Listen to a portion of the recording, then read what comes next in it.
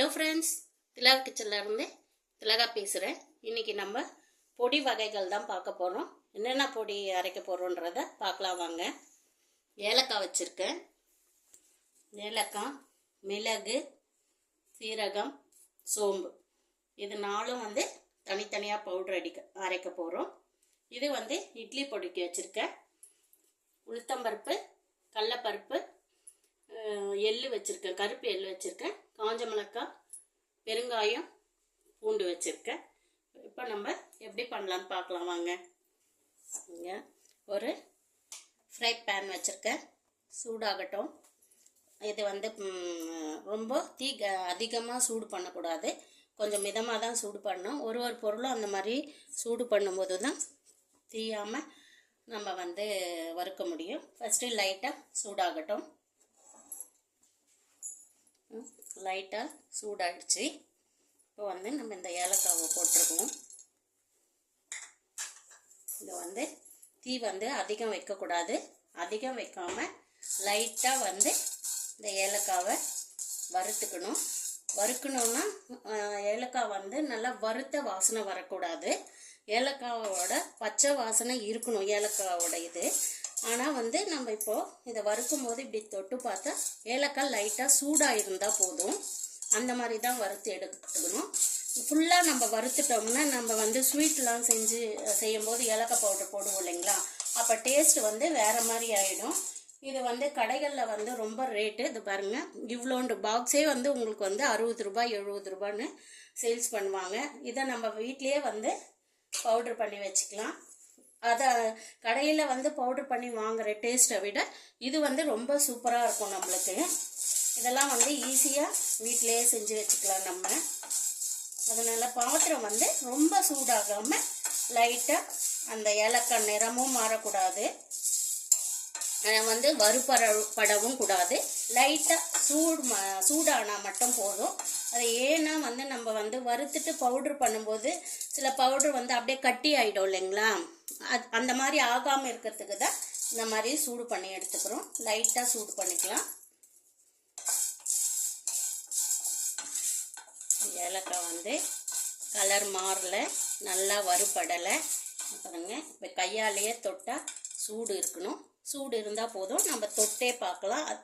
ஏன்னா பாத்திரம் ரொம்ப சூடு பண்ணாமல் தான் வச்சுருக்கோம், லைட் சூடில். அதனால் இப்போ இந்த ஏலக்காவை அப்படியே ஒரு பாத்திரத்தில் மாற்றி கொஞ்ச நேரம் ஆறட்டும். ஆறின பிறகு அரைச்சி எடுத்துக்கலாம்.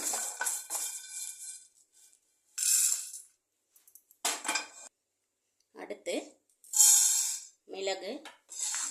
மிளகும் நம்ம ரொம்ப வறுக்கக்கூடாது, கலரும் மாறக்கூடாது. பட்டுன்னு மிளகு வெடிக்கும் இல்லைங்களா, அந்த ஸ்டேஜுக்கெலாம் போக வேண்டாம். அதுக்கு முன்னாடியே லைட்டாக மிளகு கையிலேருந்து தொட்டு பார்த்தா சூடாக இருக்கிற அளவுக்கு வறுபட்டுக்கலாம்.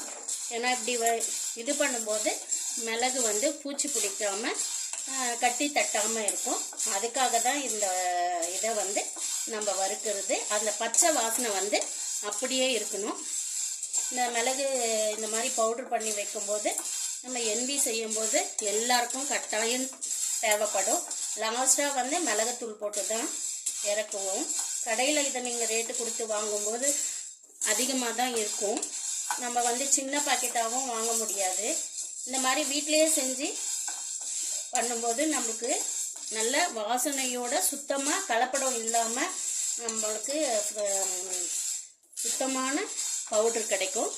கடையிலலாம் கலப்படம் கலந்து தான் இதை பவுட்ரு பண்ணி வைக்கிறாங்க, எல்லாருக்கும் தெரியும். அதனால் நம்ம கொஞ்சம் கொஞ்சம் இந்த மாதிரி வீட்டிலையே செஞ்சு வச்சுக்கலாம். இதுவும் நம்ம நல்லா வறுக்காமல் பச்சை ஸ்மெல்லோடு இருக்கிற மாதிரி தொட்டு பார்த்தா சூடாக இருக்கிற மாதிரி இருக்கிறப்போ நம்ம வேறு பாத்திரத்தில் மாற்றி ஆற வச்சுக்கலாம். கிட்ட இருந்தால் எப்படிங்க. அடுத்து சோம்பு போட்டுக்கிறேன். இதையும் நல்லா வறுபடாமல் லைட்டாக சூடாக ஆகும்போதே எடுத்துடணும்.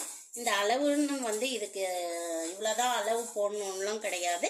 உங்களுக்கு எவ்வளோ வேணுமோ அந்த அளவு போட்டுக்கலாம். நீங்கள் இதை விட கொஞ்சமாக கூட போட்டுக்கலாம்.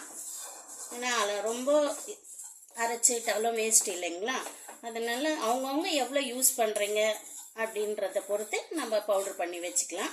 நான் வந்து 50 கிராம் எடுத்திருக்கேன் எல்லாமே.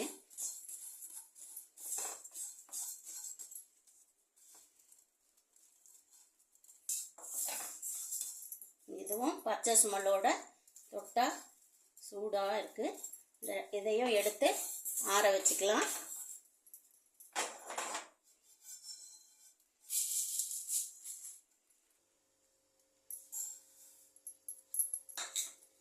அடுத்து சீரகம் போட்டுக்குவேன். இதுவும் வந்து பச்சை ஸ்மெல்லோட லைட்டாக சூடு ஏறின உடனே வறுத்து எடுத்துக்கலாம். வறுத்த வாசனை வரக்கூடாது, பச்சை ஸ்மெல்லாகவே இருக்கணும். இதை மசாலாலாம் வந்து எல்லாமே நம்ம உடம்புக்கு ரொம்ப நல்லது, மருத்துவ குணமும் உள்ளது. இதெல்லாம் வந்து நம்ம வீட்லேயே அரைச்சி நம்ம காசையும் மிச்சப்படுத்தலாம்.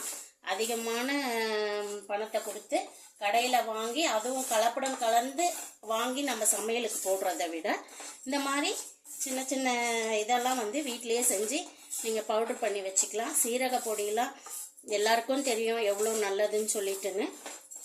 மிளகு, சீரகம், சோம்பு லைட்டாக சூடாகட்டும், வறுத்து வச்சிடலாம். இதுவும் சூடாயிடுச்சு. இதையும் நம்ம கொட்டி ஆற வச்சுக்கலாம். இப்போ வந்து நம்ம இட்லி மிளகாய் பொடி அரைக்க போகிறோம்.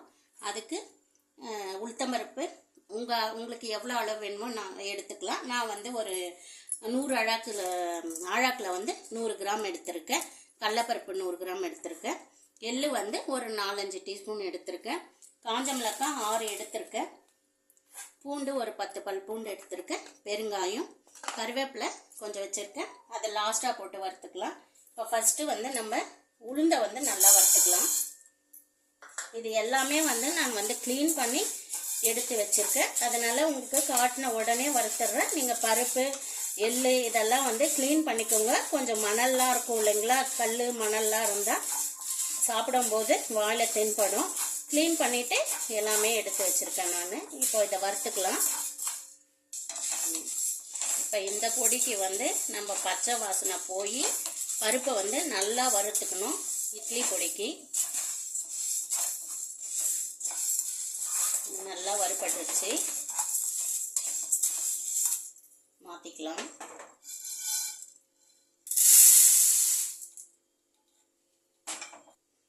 இப்போ கடலைப்பருப்பு போட்டுக்கிறேன். இதை வந்து தீ கொஞ்சம் அதிகமாக வச்சு தீஞ்சிடாமல் நல்லா வறுத்துக்கலாம். கடலைப்பருப்பும் வறுபட்டுருச்சு.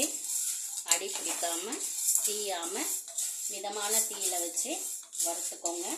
கடலைப்பருப்பு மட்டும் அவ்வளோ சீக்கிரம் வறுப்படாது. நீங்கள் ஒன்று எடுத்து வாயில் போட்டு பாருங்கள், கொஞ்சம் நல்லா கிறிஸ்பியாக இருக்கும். அந்த மாதிரி இருக்கும்போது தட்டில் மாற்றிக்கலாம். ஏன்னா கடலைப்பருப்பு கொஞ்சம் சிலது வந்து வறுப்படாமல் இருக்கும். எல்லாமே வந்து நீங்கள் மிதமான தீயிலே வச்சு பண்ணலாம். இப்போ பாத்திரத்துக்கு மாற்றிக்கலாம்.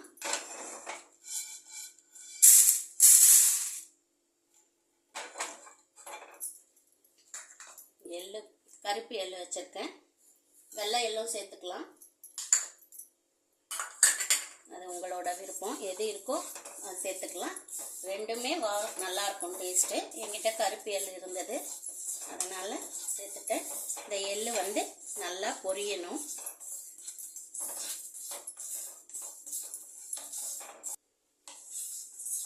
எள்ளு வறுபட்டாச்சு. இதையும் பாத்திரத்துக்கு மாற்றிடலாம்.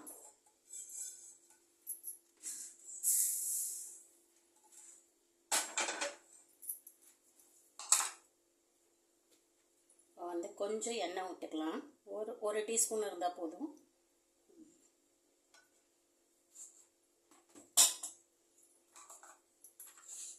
இதில் வந்து காஞ்ச மிளகாய் போட்டு போகிறேன். இந்த வெறுமா வறுத்தோம்னா கொஞ்சம் காட்டு வரும் இல்லைங்களா, அதனால் வந்து ஒரு ஸ்பூன் எண்ணெய் ஊற்றி நான் வந்து 2ஆவே கிள்ளி போட்டுக்கிறேன். 6-7 காஞ்ச மிளகாய் உங்கள் காரத்துக்கு தகுந்தாப்பில் போட்டுக்கலாம்.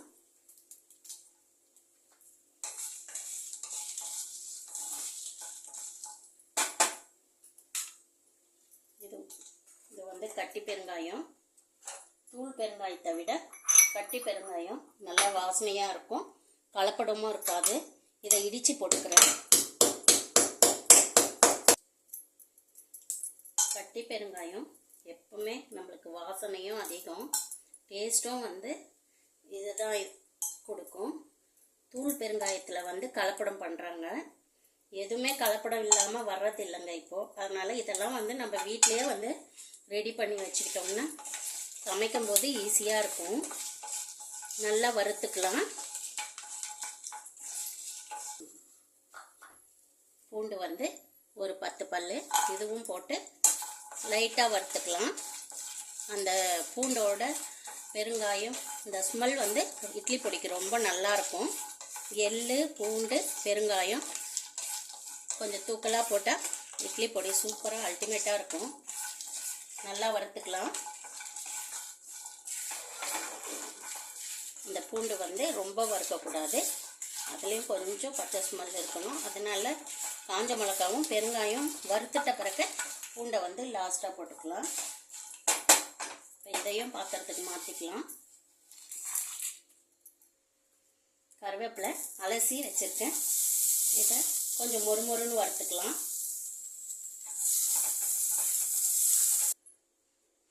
கருவேப்பிலை நல்லா வறுபடட்டும். அதுக்குள்ளே நம்ம இந்த பொருளெல்லாம் வந்து வறுத்து வச்சுருக்கோம் இல்லைங்களா, இந்த பொருள்லாம் கொஞ்சம் நல்லா ஆறட்டும். சூடாக அரைச்சோம்னா சீக்கிரம் கெட்டு போயிடும். ஆறுனதுக்கு அப்புறமா அரைக்கலாம். இதெல்லாம் வந்து சூடு நல்லா ஆறிடுச்சு. இப்போ இதை நம்ம ஒன்றையும் பவுடர் பண்ணி எடுத்துக்கலாம். ஃபஸ்ட்டு வந்து ஏலக்காவை பவுடர் பண்ணி எடுத்துக்கலாம். ஏன்னா வந்து ஏலக்காய் நம்ம ஸ்வீட்டுக்கெலாம் யூஸ் பண்ணுவோம் இல்லைங்களா, அதனால் ஃபஸ்ட்டு ஏலக்காவை பவுடர் பண்ணிக்கலாம். ஏலக்காவை பவுடர் பண்ணும்போது சில பேர் சர்க்கரை, கொஞ்சம் லைட்டாக உப்பு இதெல்லாம் போட்டு அரைப்பாங்க. நம்ம அப்படிலாம் அரைக்க வேண்டாம். இப்படி அரைச்சாலே நல்லா டேஸ்ட்டாக இருக்கும். கொஞ்ச நாள் வந்து வச்சு நம்ம யூஸ் பண்ணலாம். அதனால் சுகர்லாம் போட வேண்டாம், சும்மா அப்படியே அரைச்சி எடுத்துக்கலாம். இப்போ ஏலக்காவை பவுடர் பண்ணி எடுத்துக்கலாம்.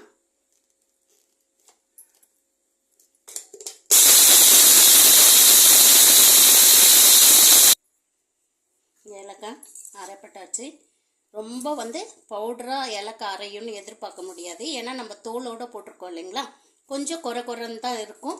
ஆனால் இதுவே வந்து எப்படிங்க இருக்குது வாசனை உங்களுக்கு? சூப்பராக தூக்குது. ஏலக்காய் போடுறதுன்றது ஒரு வாசனைக்காகவும் மணத்துக்காகவும் தான். இதை நம்ம மொத்தமாக வீட்டிலேயே அரைக்கும் போது அப்படியே ஆளை தூக்குது. இதை வந்து உடனே ஸ்டோர் பண்ணி வைக்கக்கூடாது. இப்போ நமக்கு வந்து ஒரு தட்டில் போட்டு ஆற வச்சுக்குவோம். ஆறினதுக்கு அப்புறமா ஸ்டோர் பண்ணி வைக்கலாம். இதை வந்து கடையில் வந்து நம்ம எவ்வளோ காசு கொடுத்து வாங்குவோம், ஆனாலும் இந்த வாசனை கிடைக்காது. கடையில் வாங்கி பார்த்துட்டு நீங்கள் வீட்டில் ஒரு வாட்டி அரைச்சி பாருங்கள், அப்போ இதனோட மகிமை உங்களுக்கு புரியும். இப்போ வந்து மிளகு நல்லா ஆறிச்சு. மிளகும் பவுடர் பண்ணி எடுத்துக்கலாம். இதுலேயும் நம்ம சால்ட்டெல்லாம் சேர்க்க வேண்டாம், அப்படியே அரைச்சிடலாம். ஆனால் வந்து பல்ஸ் மூடில் வச்சு அரைங்க. ரொம்ப சூடோடு அரைக்கும் போது கட்டி தட்டிடும். அப்புறமா ரொம்ப நாள் வச்சு நம்ம யூஸ் பண்ண முடியாது.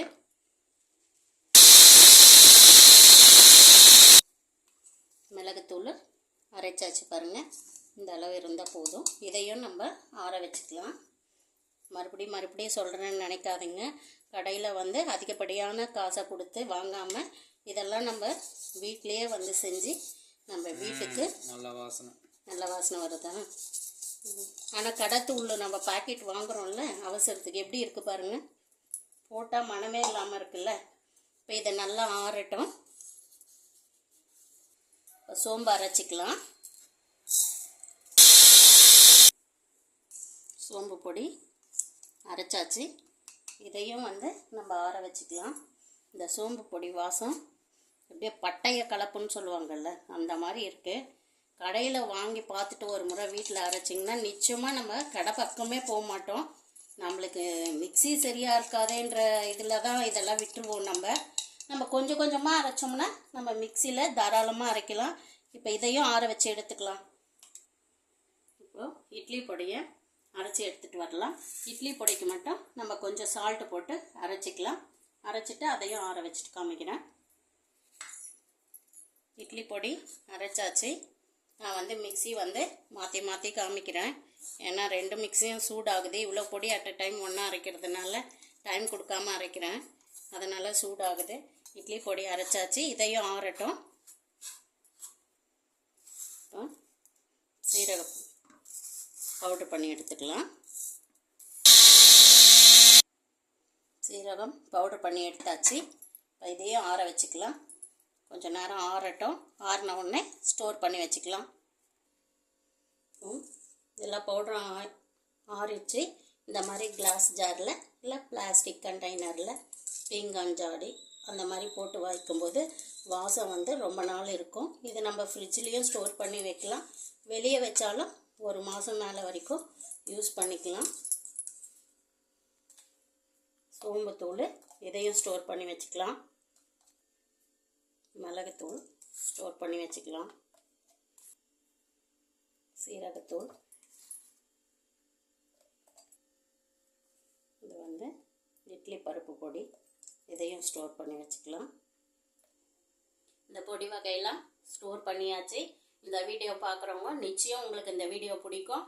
இந்த வீடியோவை நீங்கள் மட்டும் பார்க்காம மற்றவங்களுக்கும் ஷேர் பண்ணி எல்லாரும் யூஸ் பண்ணுற மாதிரி பாருங்கள். இந்த வீடியோ பிடிச்சிருந்தா லைக் பண்ணி ஷேர் பண்ணி கமெண்ட் பண்ணுங்கள். ஓகே, பாய்.